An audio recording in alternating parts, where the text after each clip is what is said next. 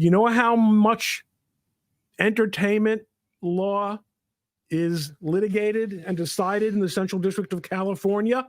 You know, this is a judge who has very impressive credentials. She has done the heavy lifting here. So this is a bombshell.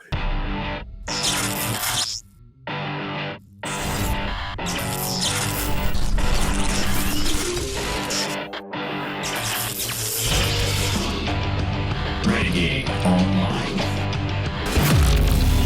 Let's break in here. Breaking news here from Jonas J. Campbell. Oh my! Thank you for calling. I had that Park Place queued up with some Assassin's Creed articles. Thank you for calling this to my attention. You see, Jonas is a very learned editor, and he knows me very well, which is great. He knows I turn my phone on Do Not Disturb. This some big news. Yeah. Ladies and gentlemen, the motion to dismiss made by the Walt Disney Company in the case involving Gina Carano has been officially denied. We talked about this. Ron Coleman, where are you at? You got the link. Hop in here if you can, my friend. How fascinating, how unsurprising, but still all the same, how very pleasing. Isn't it? And you also seem to suggest, based on what information we had from the hearing that happened, I guess maybe 3 weeks ago now, maybe about a month ago, I can't quite remember it.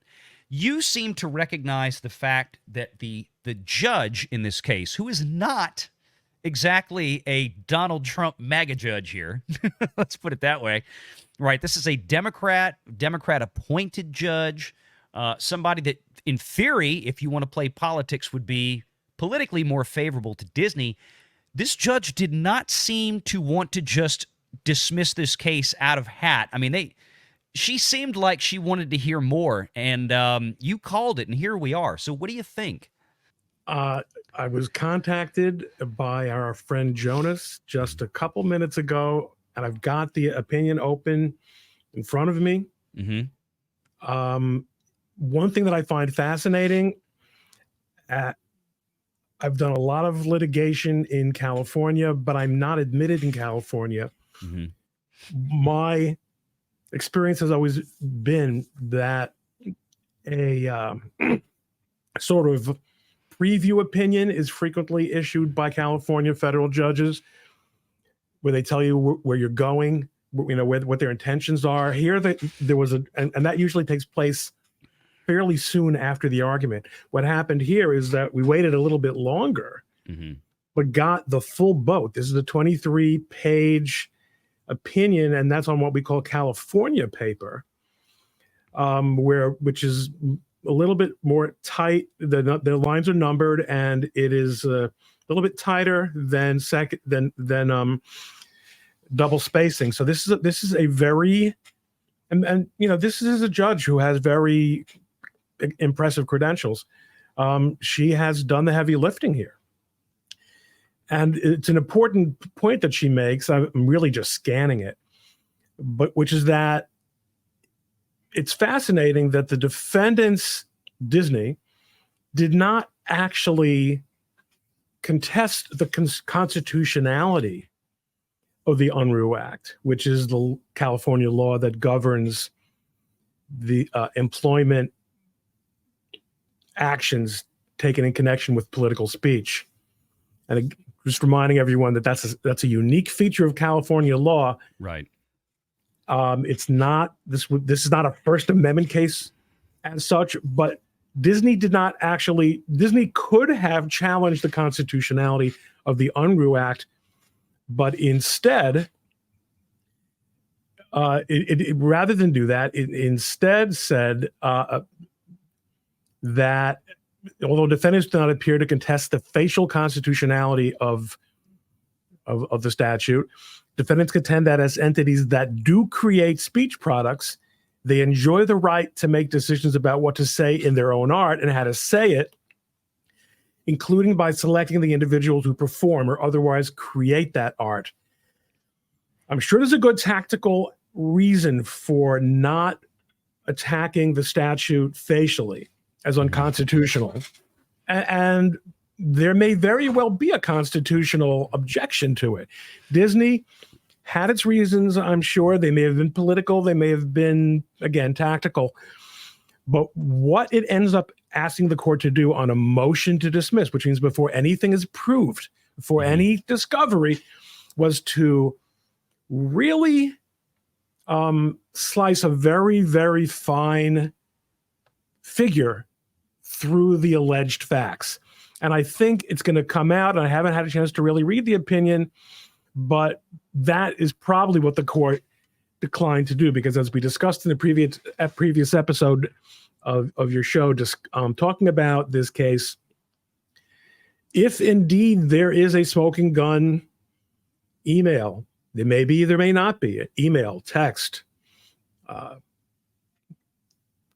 graffito that says, we've got to punish this woman for her free speech.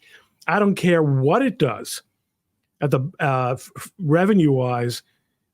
Our political constituency or our union or something requires that we shut this woman down.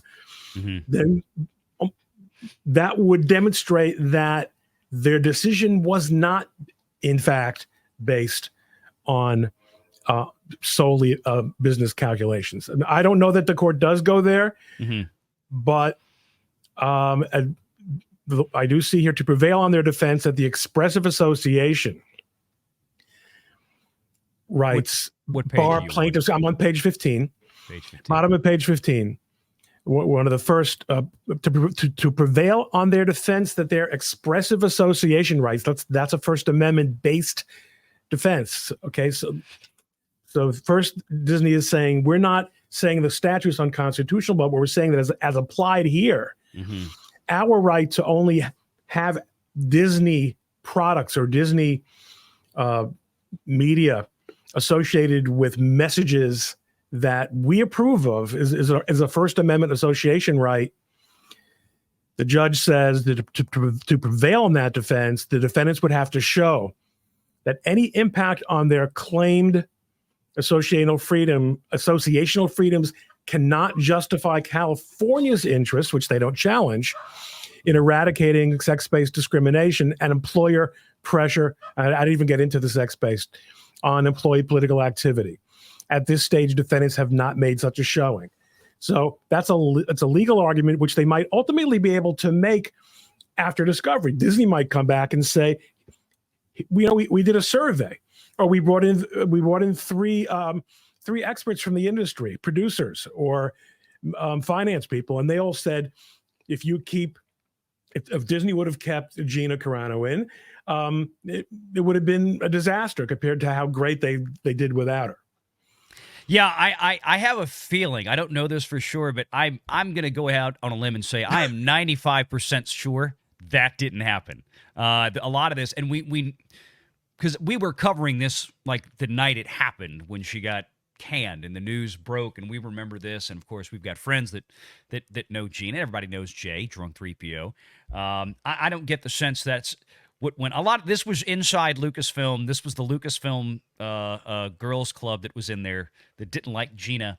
I could be dead wrong. This is just valiant renegades, really strong gut feeling here. This is I will stipulate that. But what I find interesting here is that at this point, Ron, okay, the judge has denied Disney's motion to dismiss. Where do we go from here? Disney can walk in and do a settlement offer. They go to discovery. What's the story? Oh, you're depriving me of more legal analysis. Hold on, not so fast. Do we have the time?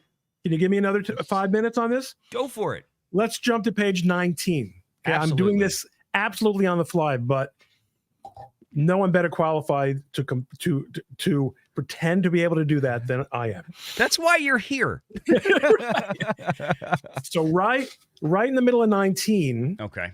Here, in contrast to two other cases, this goes to the question again, which we discussed in a previous episode.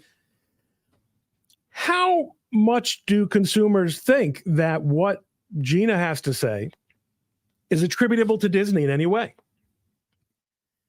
The complaint does not take issue with the message or content of The Mandalorian. In other words, not the complaint, but rather what Gina said. She does not allege she was fired because defendants have fewer females in the role. She contends, I'm skipping, that defendants fired her in retaliation for off-the-job political speech after attempting to make her renounce those comments and, quote, re-educate her. Yes. So now, to some extent, this goes to the question you just asked me. What would have been her options here to get her job back? Defendant's motion, bottom of 19, misconstrues the proper framework for evaluating factual allegations within complaints. Now that's really a damning thing for the judge to say, because Disney's represented by one of the top law firms in the world.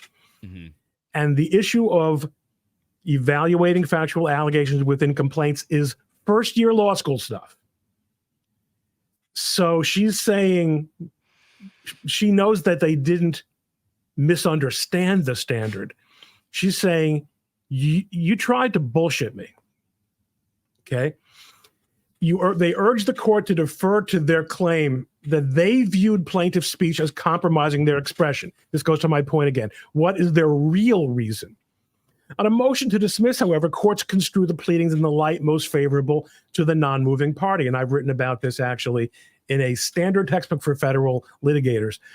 Although defendants might, with a more developed factual record, be able to prevail, the complaint lacks allegations to support defendants' assertion that her presence interfered with their choice not to produce a show associated with their beliefs. So this goes along the lines of what I was talking about. Is we don't really know why Disney fired her, and if the allegations of this complaint are correct or are proved to be true, which they must be assumed to be true on a motion to dismiss under Federal Rule of Civil Procedure 12b-6,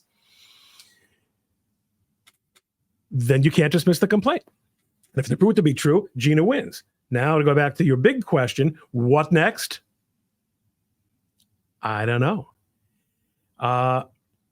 It does seem that Disney, well, listen, losing a motion like this inevitably puts you between a rock and a hard place. I would imagine. Because on the one hand, you might very well, quite reasonably, think Disney does not want this to go to discovery, not because this is one of those cases where there's going to be this super juicy smoking gun. Pardon me for mixing metaphors there, but rather because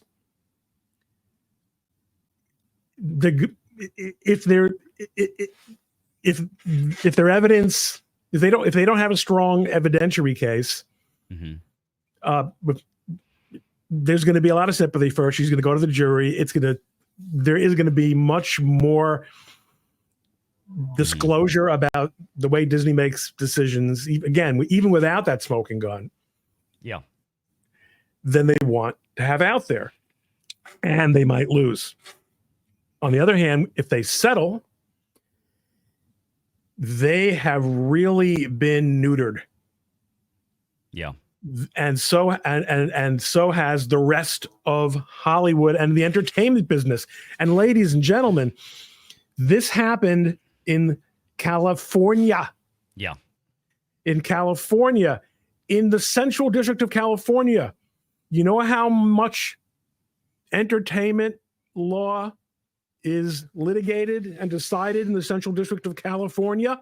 Pretty much bunch. All of it, almost. And because in federal court, there is no appeal from an interlocutory decision, meaning one that is based on an order, an interlocutory order, which is one that does not dispose of the case.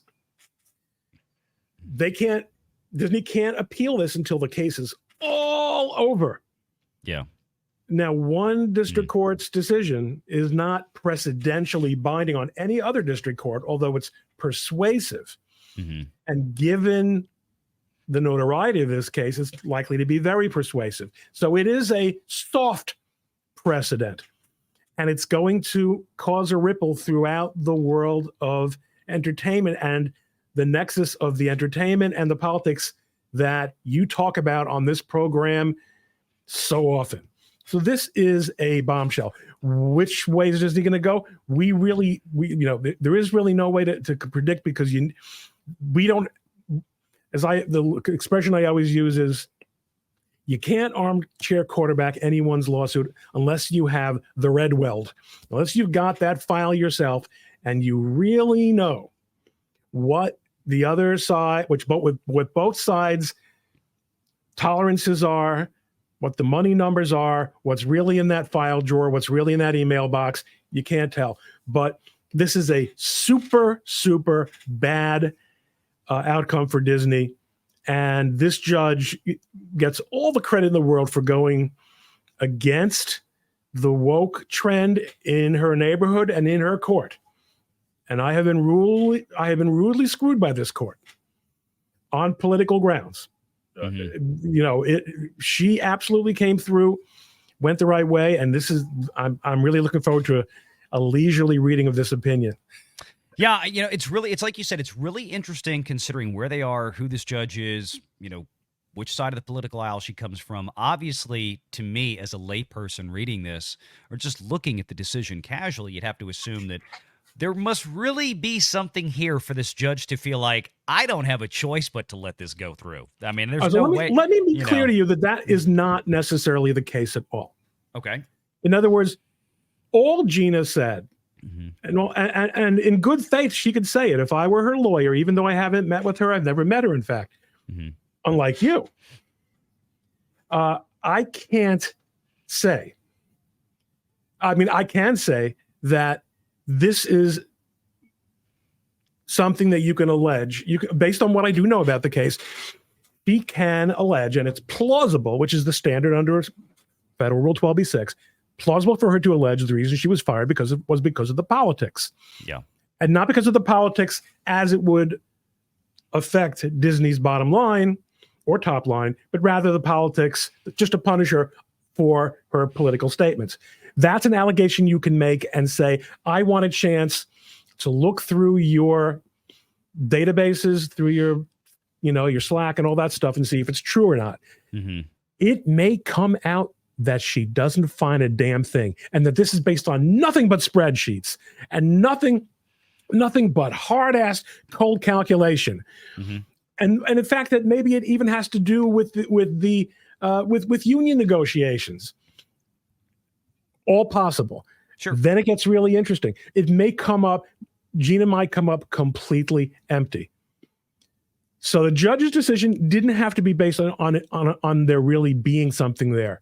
But you and I both know, of course, there's something there. Yeah, no, there's something there. I can't speak to specifics, and you can take from that what you will.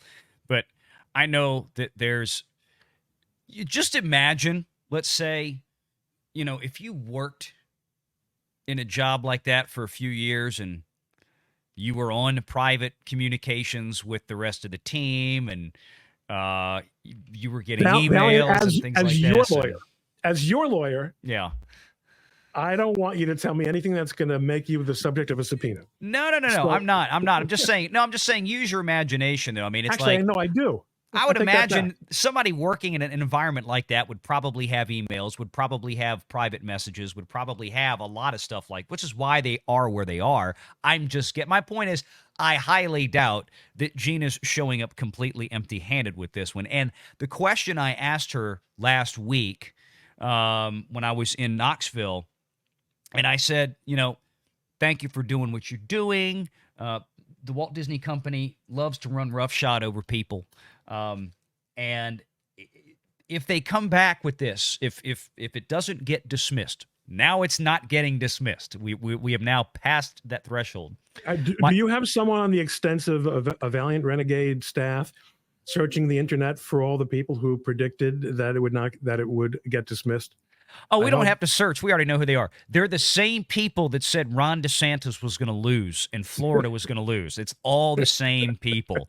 They're always wrong about everything. No, I asked her, I said, if we got to this point and the case is now proceeding, it doesn't get dismissed, if Disney comes in and offers you a big fat settlement.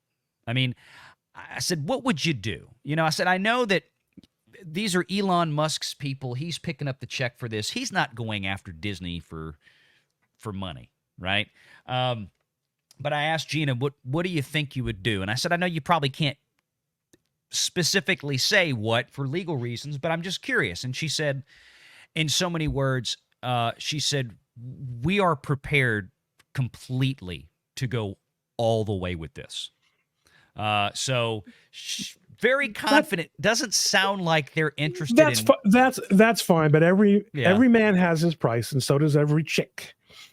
And also, as a strategic matter, you must always take the position that you're prepared to go all the way. Otherwise, if you say, I'm not really up for this, I'm hoping that, I want to get out of this, I got tuition to pay,